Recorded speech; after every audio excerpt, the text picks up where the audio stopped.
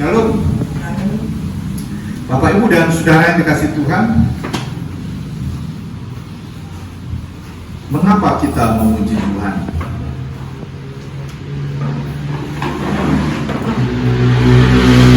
Ada alasan untuk kita memuji Tuhan. Pemazmur dalam Mazmur 103 ayat 1-5 kita baca firman Tuhan. Mazmur 103 ayat 1-5 dari Daud. Pujilah Tuhan hai jiwaku, pujilah namanya yang kudus hai segenap batinku. Pujilah Tuhan hai jiwaku, dan janganlah lupakan segala kebaikannya. Dia yang mengampuni segala kesalahanmu, yang menyembuhkan segala penyakitmu. Dia yang menebus hidupmu dari lubang kubur, yang memahkotai engkau dengan kasih setia dan rahmat. Dia yang memuaskan hasratmu dengan kebaikan, sehingga masa mudamu menjadi baru seperti pada burung Raja Wali. Demikianlah firman Tuhan. Bapak, Ibu, dan saudara, Raja Daud sebagai seorang raja dalam pengalaman hidupnya, dia sebagai gembala domba di padang. Dikala dia mengembalakan domba, dia selalu bernyanyi memuji Tuhan. Dalam Mazmur 103 dia berkata, pujilah Tuhan hai jiwaku. Saudara, kita memuji Tuhan bukan sekedar dengan mulut, tapi dari segenap hati kita, dari segenap jiwa kita. Kita harus memuji Tuhan. Dari bagian firman Tuhan ini, setidak-tidaknya ada 3 alasan mengapa kita memuji Tuhan. Mengapa kita bernyanyi untuk menyembah Tuhan, menyenangkan Tuhan, memuliakan Tuhan lewat mulut bibir kita. Yang pertama, kita perhatikan ayat 1-2. Pujilah Tuhan hai jiwaku, pujilah namanya yang kudus hai segenap batinku. Pujilah Tuhan hai jiwaku, dan jangan lupakan segala kebaikannya. Yang pertama, kita memuji Tuhan karena pribadi Allah, pribadi Tuhan kita, personal. Allah kita itu suatu pribadi yang punya nama. Dikatakan, pujilah namanya yang kudus. Saudara, Allah kita di dalam Yesus Kristus, dalam proses nubuatan, ketika Yesaya menubuatkan dalam Yesaya 7 ayat 14, seorang anak darah akan melahirkan, dan dia diberi namanya Immanuel, artinya Allah beserta kita. Dan dilanjutkan dalam Perjanjian Baru, dalam Matius pasal 1 dikatakan, mari kita perhatikan Matius pasal 1 ayat 21. Ia akan melahirkan anak laki-laki, dan engkau akan menamakan dia Yesus, karena dialah yang akan menyelamatkan umatnya dari dosa. Jadi Allah kita punya pribadi yang punya namanya Yesus, artinya juru selamat. Di dalam nama Yesus kita mengenal Allah kita, Allah yang transendental, Allah yang luar biasa, Allah yang maha tinggi. Tapi kita kenal dalam satu pribadi, namanya Yesus. Saudara yang dikasih Tuhan, ketika Yohanes dan rasul yang lain berkata, di bawah kolong langit ini tidak ada nama lain yang olehnya manusia diselamatkan kecuali di dalam nama Yesus Kristus. Dalam Kisah Rasul 4 ayat 11, Petrus dan Yohanes berkata, tidak ada nama lain yang olehnya manusia bisa diselamatkan kecuali di dalam nama Yesus Kristus. Kita memuji Tuhan karena pribadi yang luar biasa, namanya luar biasa. Bahkan di dalam nama Yesus, semua makhluk akan bertekuk lutut menyembah dia ketika dia datang dalam kemuliaan. Bapak, Ibu, dan saudara, kita memuji Tuhan karena pribadi yang luar biasa. Dia punya nama yang agung, yang luar biasa. Banyak orang punya nama, punya pengaruh yang luar biasa, tapi tidak sehebat nama Yesus Kristus. Karena di dalam nama Yesus manusia bisa diselamatkan. Yang kedua dikatakan pribadinya dia baik. Ayat 2, pujilah Tuhan hai jiwaku, dan jangan lupakan segala kebaikan. Tuhan kita itu sangat baik. Kita memuji dia karena pribadinya, karakternya, dia sangat baik.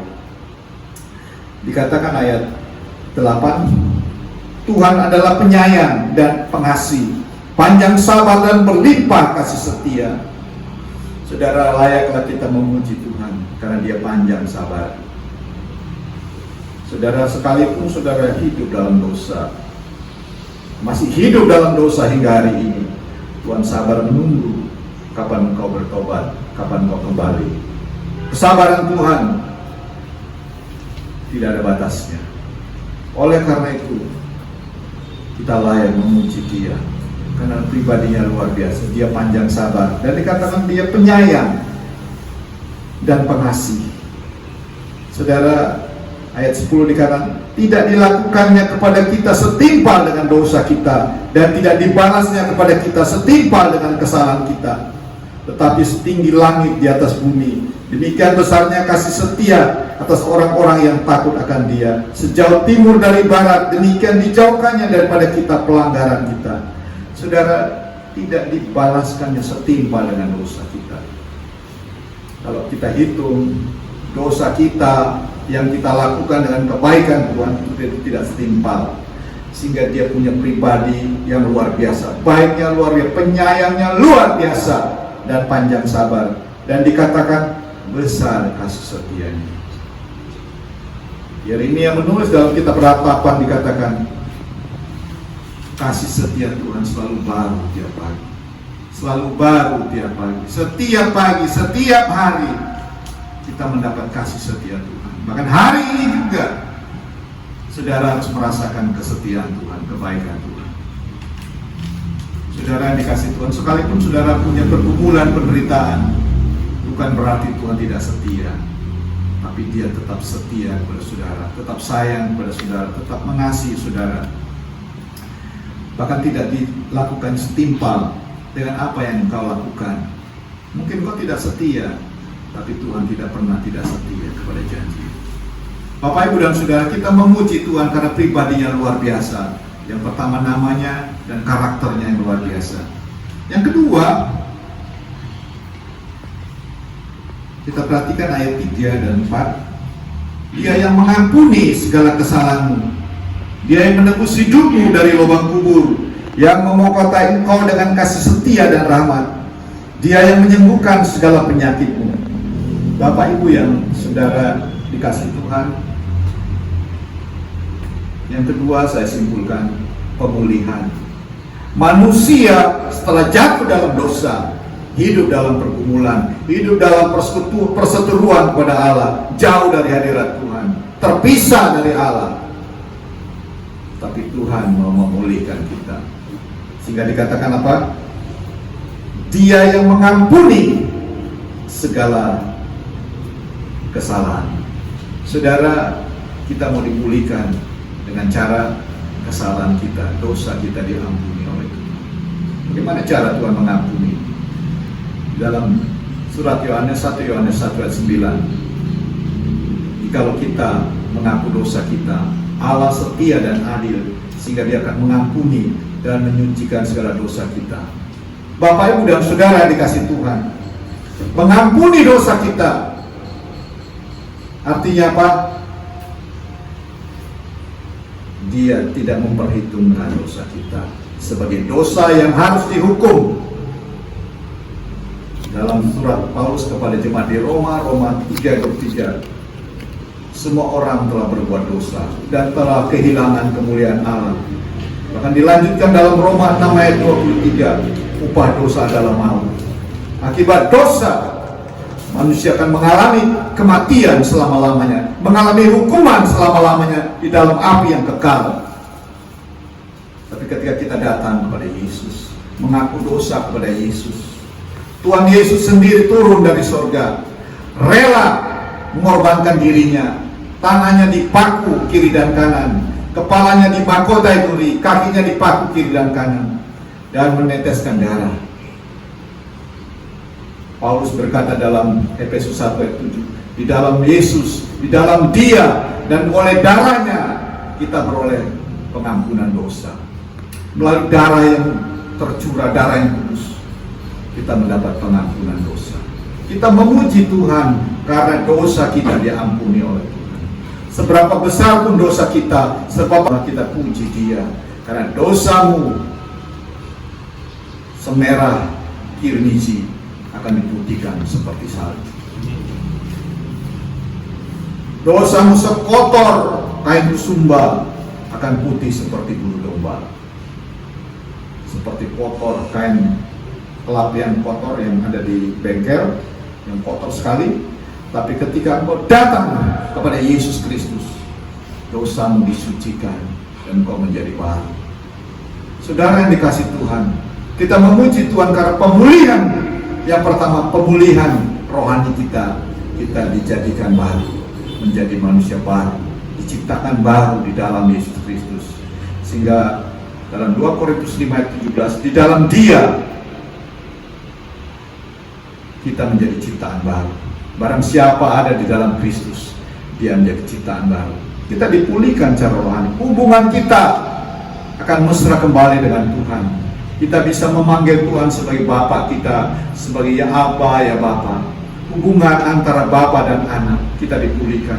Yang kedua, pemulihan yang kedua adalah pemulihan secara jasmani. Dikatakan di sini ayat 3b, Dia yang mengampuni segala kesalahan. Ayat 3b, Dia yang menyembuhkan segala penyakitmu.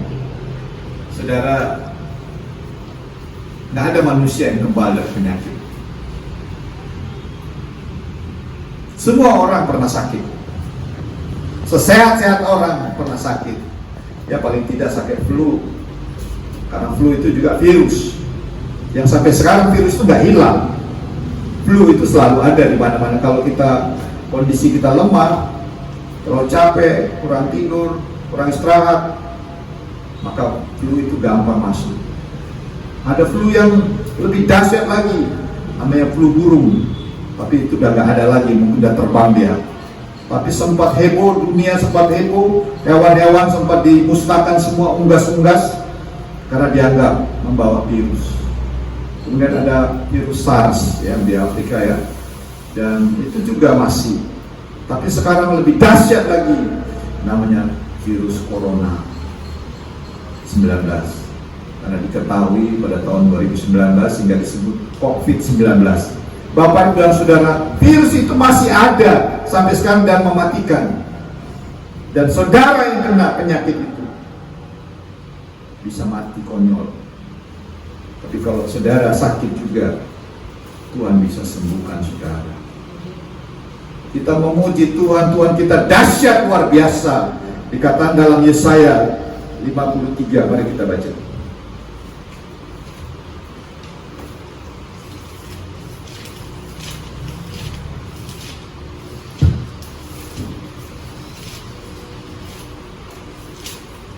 Ayat 4. Yesaya 53 ayat 4. Tetapi sesungguhnya penyakit kita lah yang ditanggungnya, dan kesesaran kita yang dipikulnya, padahal kita mengira dia kena tulah, dipikul dan ditindas Allah.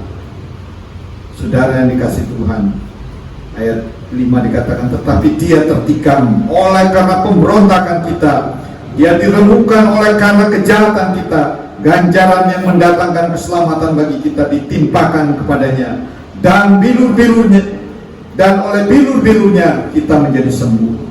Bapak Ibu dan Saudara yang dikasih Tuhan, Yesus Kristus Tuhan kita, Dia mengorbankan tubuhnya dengan kuasa bilurnya. Saudara dan saya bisa disembuhkan Tuhan. Saudara, tabib atau dokter, para medis dipakai Tuhan juga menjadi alat untuk menolong kesembuhan. Tetapi secara rohani, Tuhan Yesus bisa menyembuhkan fisik saudara. Kalau kita melihat pelayanan Yesus dalam masa perjanjian baru, banyak orang disembuhkan dari segala penyakit. Bahkan dalam Injil Yohanes mencatat, ada orang yang sudah 38 tahun sakit. 38 tahun sakit, tidak sembuh-sembuh. Tapi ketika dia datang pada Yesus, Tuhan sembuhkan seketika itu juga. Dan ada wanita yang sudah 12 tahun mengalami pendarahan, tidak sembuh. Tapi ketika dia berjumpa, datang pada Yesus, disembuhkan oleh Tuhan Yesus Kristus.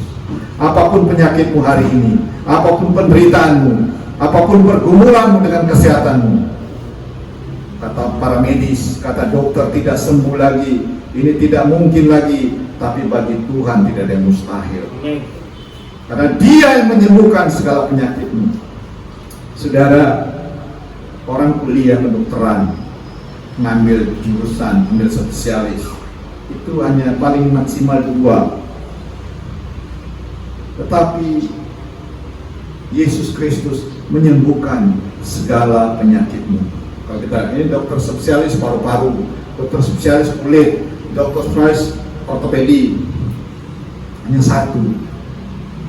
Tapi Yesus Kristus dikatakan pemazmur, Dia yang menyembuhkan segala penyakitmu. Dikala dunia kedokteran, dunia medis tidak bisa menyembuhkan, ada Yesus Kristus, ada Allah yang menjadi andalan saudara dan saya. Dialah yang akan menyembuhkan segala penyakitmu. Dengan kuasa pilurnya engkau akan disembuhkan Tuhan. Pemulihan secara fisik dilakukan oleh Tuhan kita Yesus Kristus. Cara rohani kita dipulihkan Tuhan, cara jasmani juga kita bisa sehat, bisa kuat, karena Tuhan menyembuhkan kalau ada penyakit kita. Amin. Bahkan Ustaz Amsal berkata, hati yang gembira adalah obat yang manjur. Amin. Saudara, jangan pernah patah semangat. Sekalipun kau mengalami pergumulan, sekalipun mengalami sakit penyakit, engkau tetap semangat, tetap bergembira, tetap bergairah. Makan terus selera. Saya kalau semakin sakit, saya semakin banyak makan. Karena apa? Ada teman saya waktu kuliah, dia bilang, saya kalau sakit 2 kali saya nambah. Saya tak makan terus, akhirnya sembuh. Kenapa? Semangatnya, gairah hidupnya membuat dia sembuh. Bapak Ibu dan Saudara, penyakit memang menyerang kita, membuat kita bisa loyo, bisa down. Tapi kalau kita bergembira, semangat, penyakit itu juga sembuh di dalam nama Yesus Kristus. Bapak Ibu dan Saudara, kita memuji Tuhan. Yang kedua, karena kita dipulihkan Tuhan, rohani dan jasmani. Yang terakhir, ayat 5. Sebelum ayat 5 tadi, ayat 4 dikatakan, Dia yang menebus hidupmu dari lubang kubur, yang memukautai engkau dengan kasih setia dan rahmat. Saudara, kita dipulihkan secara rohani, kita juga diberi mahkota.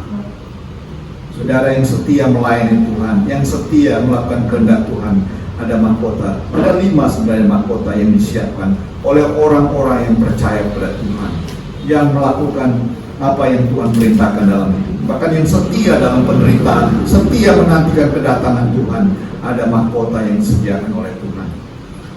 Yang terakhir dikatakan ayat 5, Dia yang memuaskan hasratmu dengan kebaikan, sehingga masa mudamu menjadi baru seperti pada burung Raja Wali. Ada 3 alasan kenapa kita memuji Tuhan. Yang pertama, karena pribadinya. Yang kedua, karena pemulihan. Yang ketiga, karena pemuasan yang Tuhan berikan kepada saudara dan saya. Dikatakan, Dia yang memuaskan hasratmu. Saudara, nggak ada yang bisa memuaskan saudara. Ada orang nggak puas karena hartanya kurang, sehingga dia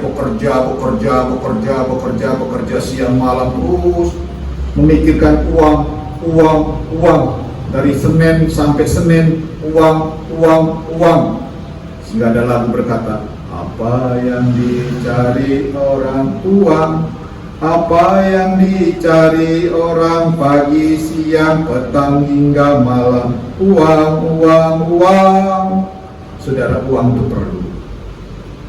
Tapi kalau uang aja menjadi pikiran, uang aja menjadi sasaran hidupmu, saudara adalah orang yang tidak pernah puas dalam hidup. Saudara, di dalam diri manusia itu ada satu rongga yang kosong dalam hati manusia. Dan orang mencoba memuaskan dengan berbagai cara. Ada orang memuaskan dirinya dengan harta, dengan uang. Ada yang memuaskan dirinya dengan nama yang terkenal, mungkin dengan prestasi-prestasi yang gemilang. Ada orang memuaskan dengan gelar-gelar, sehingga dia sekolah dapat gelar S1, S2, S3, profesor, doktor, dan sebagainya. Saudara, mungkin ada orang ingin memuaskan jiwanya dengan pergi kemana-mana, mengunjungi daerah-daerah wisata yang terbaik di dunia ini. Dia pergi ke New Zealand, pergi ke Bali, pergi ke Tiongkok, ke tembok Cina, dan sebagainya, hanya untuk memuaskan ruangan yang kosong dalam hatinya. Saudara yang dikasih Tuhan, ini ada kesaksian. Ada satu kali orang dari Eropa, dia tidak pernah puas dalam hidupnya. Dia pergi mencari ilmu ke negeri timur. Dia pergi berburu, dia belajar agama-agama timur. Dia menemukan agama timur sehingga dia tidak puas.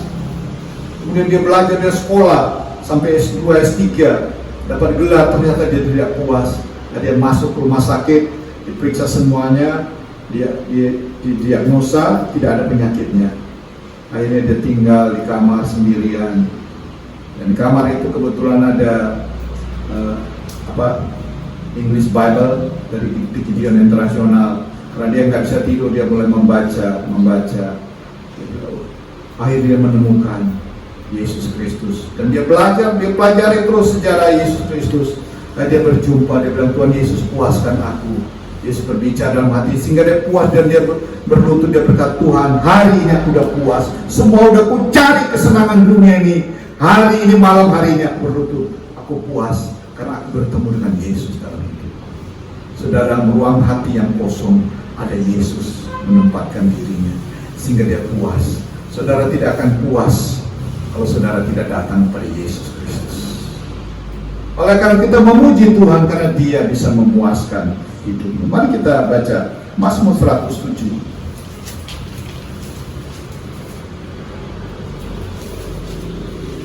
ayat 9.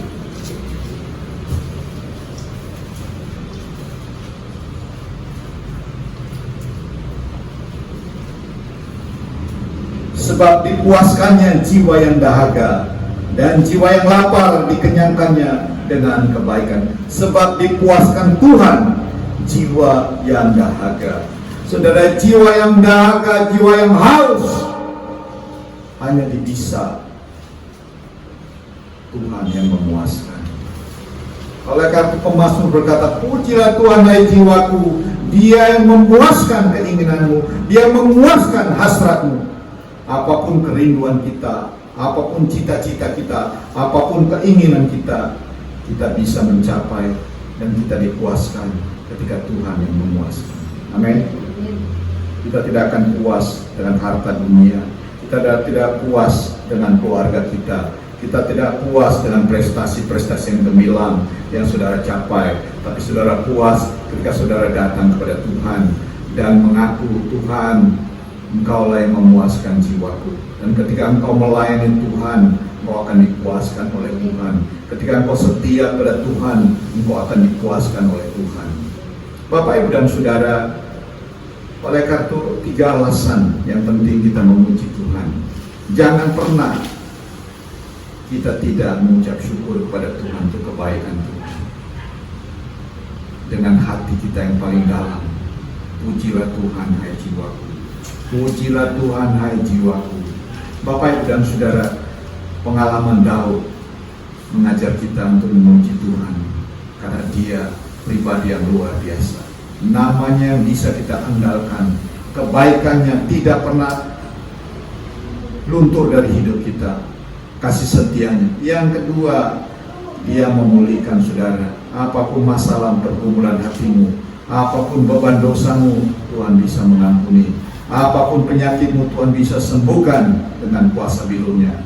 Apapun kerinduan hatimu, hasratmu, keinginanmu, cita-citamu, Dia bisa memuaskan engkau. Mari kita lihat dalam Yesaya 40 ayat 31. Tetapi orang-orang yang menanti-nantikan Tuhan mendapat kekuatan baru. Mereka seumpama raja wali yang naik terbang dengan kekuatan sayapnya. Mereka berlari dan tidak menjadi lesu, mereka berjalan dan tidak menjadi lelah. Demikianlah firman Tuhan. Bapak, Ibu, dan Saudara yang dikasihi Tuhan, kita memuji Tuhan karena Dia akan memuaskan hidup kita. Amin. Mari kita berdoa. Tuhan Yesus, terima kasih. Engkau layak kami puji, kami sembah. Lewat mulut bibir kami, lewat seluruh aktivitas kami, bahkan lewat jiwa kami yang paling dalam, kami mau menyanyi bagi Tuhan. Karena Engkau lah yang layak, karena pribadimu yang luar biasa, namamu yang agung, namamu yang ajaib, namamu yang berkuasa. Bahkan kebaikanmu, kasih setiamu tidak pernah luntur dari hidup kami. Bahkan Engkau memulihkan hidup kami, Engkau mengampuni segala dosa kami. Bahkan Engkau menyembuhkan segala penyakit kami. Bahkan Engkau memahkotai kami dengan kasih setia dan rahmat. Engkau siapkan mahkota bagi orang-orang yang setia kepadamu, yang melayani Engkau. Bahkan Engkau memuaskan jiwa kami, memuaskan hasrat kami, memuaskan kerinduan hati kami. Terima kasih Tuhan. Terima kasih Bapa, Engkau baik. Terpujilah Engkau kekal selama-lamanya. Di dalam nama Yesus Kristus. Kiranya Roh Kudus memateraikan firman, kami semua diberkati Tuhan hari ini, dipuaskan, dihiburkan, bahkan diyakinkan. Hanya Engkau yang bisa memuaskan. Dalam nama Yesus Kristus. Saudara yang dikasihi Tuhan, pulanglah dengan sejahtera. Pandanglah Yesus Kristus yang siap untuk memberkatimu. Angkat kedua tanganmu, terimalah berkat Tuhan. Kasih karunia dan damai sejahtera dari Tuhan Yesus Kristus, cinta kasih dari Allah Bapa pencipta langit dan bumi, kiranya memberkati engkau berlimpah-limpah. Diberkatilah anak menantu cucumu, diberkatilah usaha pekerjaanmu, sekolahmu, studimu, pelayananmu. Diberkatilah bangsa Indonesia, diberkatilah gereja-gereja di seluruh dunia, diberkatilah umat Tuhan yang setia kepada Tuhan, diberkatilah hamba Tuhan yang setia melayani Tuhan. Persekutuan, hiburan, nikmat kuasa, dan damai sejahtera dari Allah Roh Kudus kiranya menyertai saudara sekalian hari ini sampai Maranatha, Tuhan Yesus datang kedua kali. Dalam nama Yesus Kristus.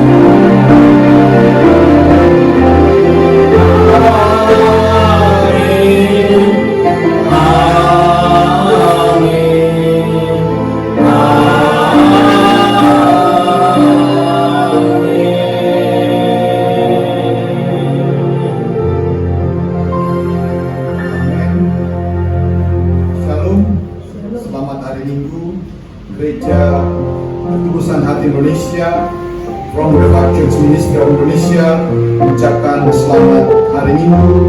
Kiranya Tuhan memberkati saudara sekalian. Medan, 21 Juni tahun 2020.